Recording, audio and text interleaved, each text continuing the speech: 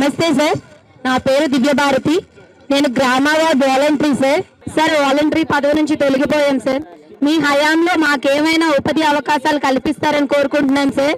గౌరవ ముఖ్యమంత్రి నారా చంద్రబాబు నాయుడు గారు చెప్పినట్టుగా వాలంటీర్స్ని కొనసాగిస్తామని చెప్పాం కదా. దాని అధికారులతో వెళ్ళి చూస్తే అసలు మీరు వాలంటీర్స్ ఎవరు కూడా ఏ విధంగా గవర్నమెంట్కి సంబంధం లేకుండా చేశారు. వైసీపీ వాలంటీర్స్ని వంచింది. ఉద్యోగాలు వాళ్ళకి ఏ విధమైన జీవో లేదు కదా,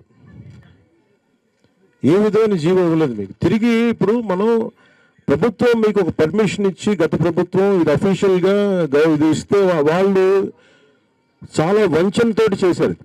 సో తిరిగి ఇప్పుడు తీసుకొద్దామంటే అసలు దానికి సంబంధించిన ఏ విధమైన పేపర్ వర్క్ లేదు, ఏ విధమైన పేపర్ వర్క్ లేదు. అదే మన నారా లోకేష్ గారు, గౌరవ మంత్రి నారా లోకేష్ గారు కూడా మేము అందరూ మాట్లాడుకుంటాం అంటే క్యాబినెట్లో ఇది ప్రస్తావనకు వచ్చింది. నేను 2-3 సార్లు ప్రస్తావించాను. ప్రస్తావిస్తేనే అసలు కూర్చోబెట్టి ఏ జీవో అసలు మీరు ఇలా అధికారికంగా ఉన్నారనేది ఎక్కడ అసలు దానికి దాఖలు లేవు.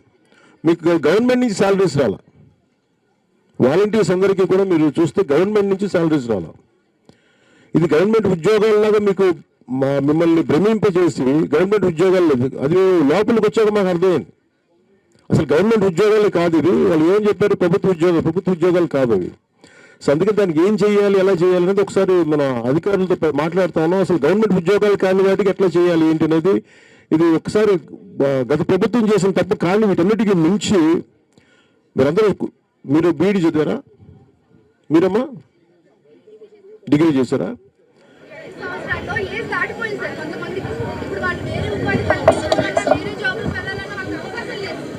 అంటే అసలు మీరు ఆ ఉద్యోగం పేరే చూడండి,